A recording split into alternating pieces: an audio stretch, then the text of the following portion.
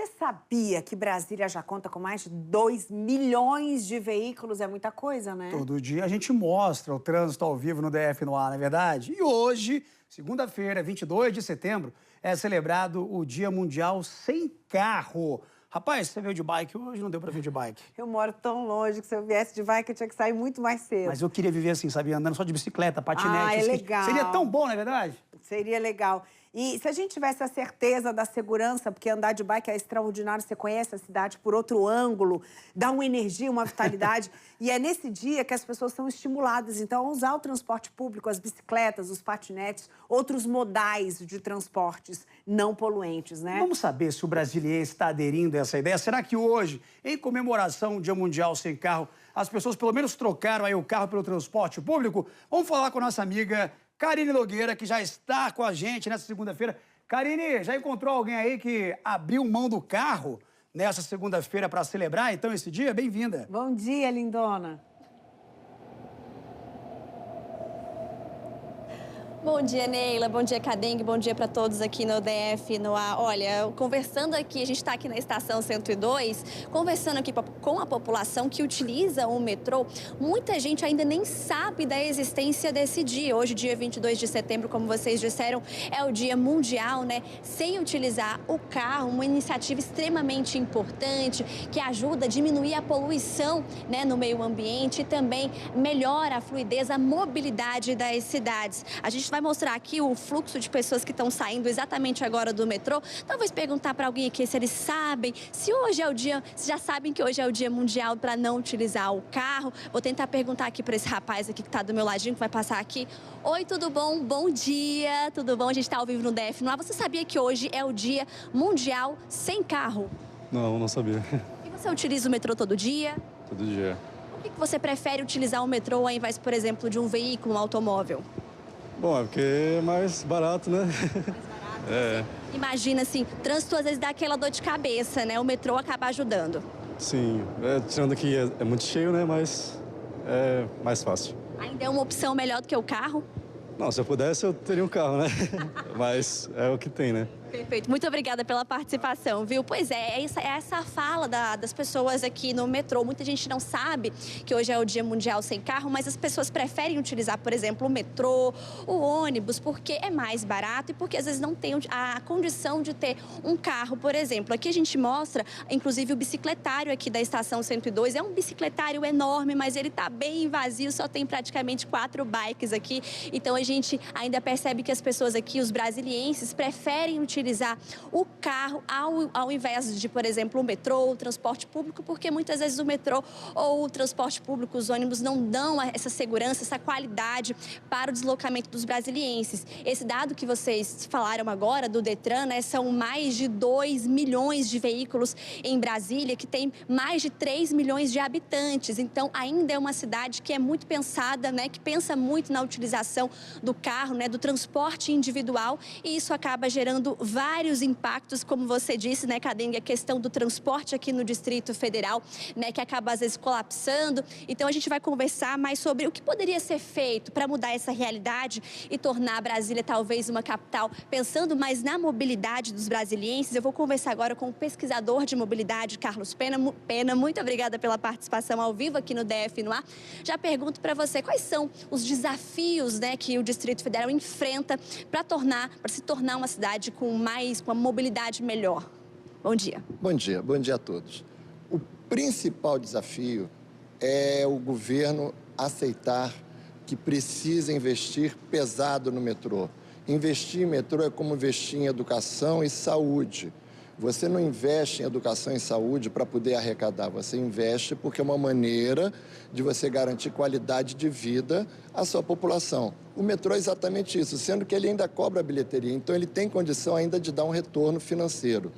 Nós temos a Asa Norte, que ela está desde 2001 sem o prosseguimento, o túnel chega até o início da Asa Norte, tanto que 4 trens dormem toda noite lá, para quando a estação central abrir de manhã, já entrar 4 trens, um de cada vez, 2 para Samambaia, 2 para Ceilândia, já entram no que a estação abre. Então, tem espaço e tem condições e tem público. A Asa Norte tem, inclusive, mais automóveis circulando que a Asa Sul, que tem metrô, Por quê? Porque as pessoas não têm metrô, então precisam usar automóvel e vêm da região de Sobradinho, do Lago Norte, de Planaltina, dos condomínios, da Fercal, de toda essa região. Então, é muito importante você ter metrô. Eu vi que houve a retomada do estudo do metrô para a linha de Santa Maria e Gama. Maravilha. Esse projeto existe há 30 anos. Não precisa mais grandes estudos. É executar. É já chegar já para execução. A população precisa, porque se acreditou que o BRT era a solução sem metrô, e a gente vê que o BRT, na verdade, ajudou a congestionar. Foi criada uma faixa exclusiva na saída sul, na BR-040, e você vê que ela vive congestionada, assim como na EPTG, assim como na Estrada da Parque no Clube Bandeirante.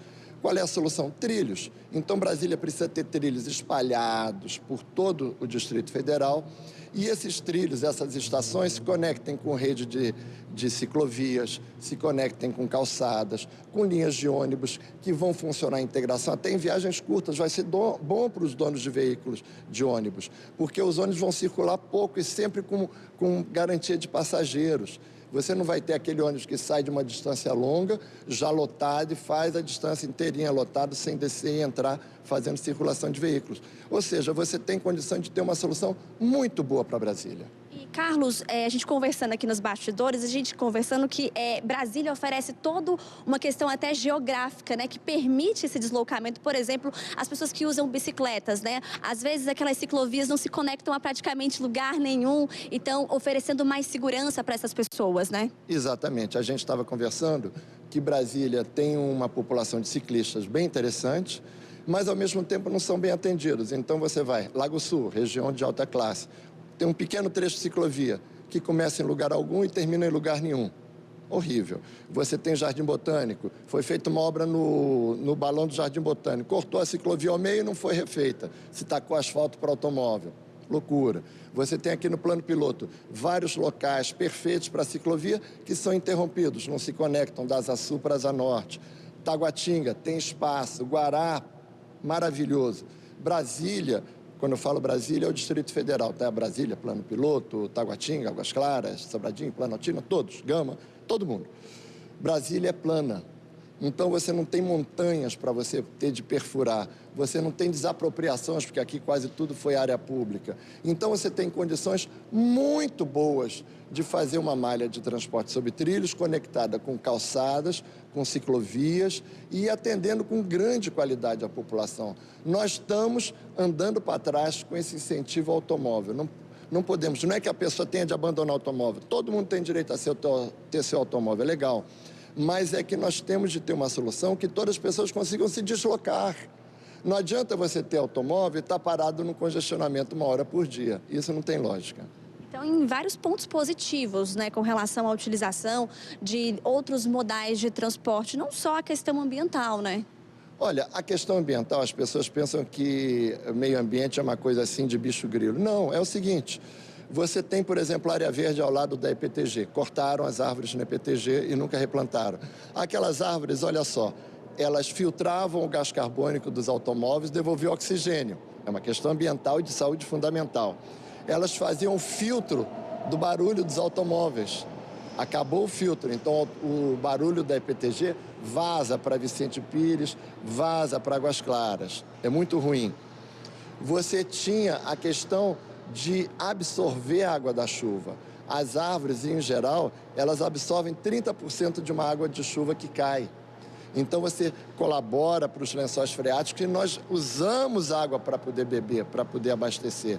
E você ainda tem a vegetação segurando o terreno para evitar que, quando chova, o terreno desça, alague, inunde, cause problemas. Então, não é uma questão só meramente arquitetônica, urbanística, é bonitinho a árvore.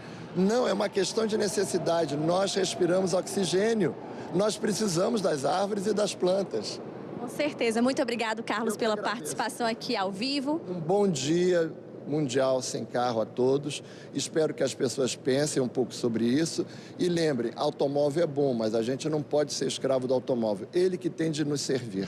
Perfeito, muito obrigada. É isso, né? Até mesmo a questão da saúde, né? A nossa saúde, imagina, ficar um tempão parado num congestionamento, isso não faz bem pra gente, né? Eu volto com vocês aí do estúdio.